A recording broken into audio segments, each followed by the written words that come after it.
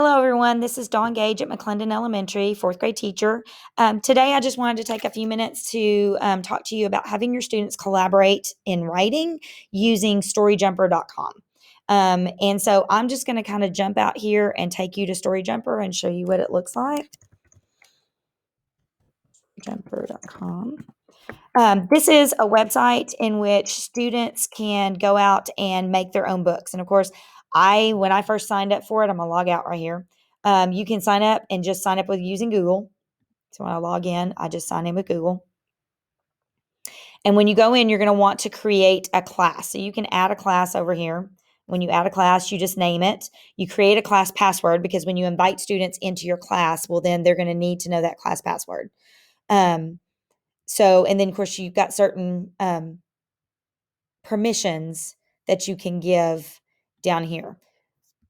And so once you go in and do all that and you save, well, then you will have a class out there. Now I already have some classes, so I'm going to pull those up in here. So here's my class.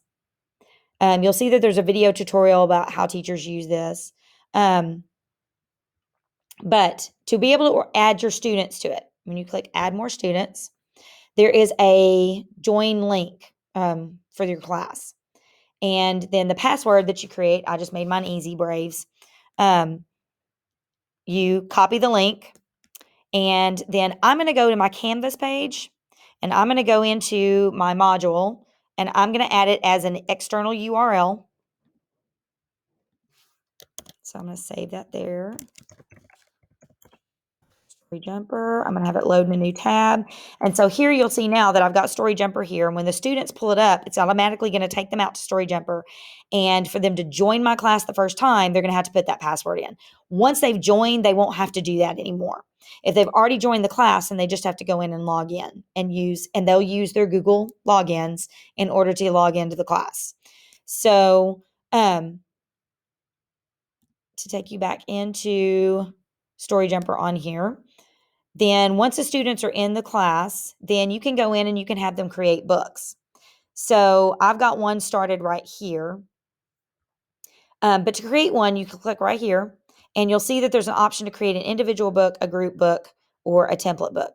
Now, if I'm going to have my students collaborate on the same group book at the same time, I might go out there and put this. So if your students are going to be collaborating, if they're working with their partners, or if they have a group that they're all going to be working together, you might have that group already made up or have them already have chosen and got together with their groups to decide what they're going to do, and then have one student create the book.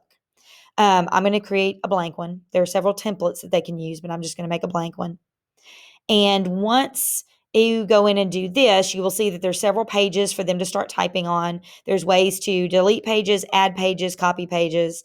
There's text over here and ways for them to add text to the book. You have props for them to add pictures. You have scenes. You have photos that they can use photos instead. And then you also have the option that as the students are creating their pages, they can also use voice and read what's there, and create and have a voice element where students can share their books and then they can listen to each other read them. So the book that what we're really interested in is this collaborate button right here. So when they click on collaborate, it's going to ask them to enter their classmates' names. And so they'll enter one classmate, and then for each classmate they need to enter. If there's just them and their partner, they can just add the one. But if there's going to be several people working on this book together, well, then they would want to go in there and add all of the people in the group. Once they've added them, then those people will also find it on their page and see that book pop up. And so then everyone will be able to go in, get a page. They can figure out who's going to type on what pages, divvy them up down here as to who's going to work on what page numbers. And then everybody can sit and be working on different pages at the same time. So it really is a neat way for them to collaborate and work together. Again, they can put text any way that they want to. And so it makes a great way for students to go in and kind of build on each other. They can choose to use it where everybody works on at the same time, or somebody starts a story and then the next person takes it up and they add to the story. If it were to be imaginative, if it's something that they've done research on, then each person takes their section of the research that they did and add that in there. It really can be very versatile. Once students have gone in, they save and exit, and then the book is here and available. Once they've titled it, it'll have a title underneath. And of course, then things that are in there, like I've created this one so I could go in and share with my students. And so I can decide who sees that in the library. You can have them create, copy, allow them to copy and create own versions of this. You can make it public so everybody out there can read their books and see them. And so there's lots of different options here of what they can do with it. So students will have access to these books as long as they have access to the classes. And so there's ways, that if parents decided that they wanted to purchase the book that they made, there are prices. They can do that. They can just, pay a small amount and do a download, those kinds of things. So there's just lots of different options that can be done when they are creating their books. So Storyjumper is pretty versatile. I hope it's something that, you might give it a try, let the kids work on it. I'm going to start a project soon where my kids are going to research on an animal, and they're going to have to, create books, their own books for that. So this will be an option. Not every, they will have a choice on how they decide to create their book, but this will be an option that students can pick if they want to. So I hope that you just kind of give it a try and see if you like it.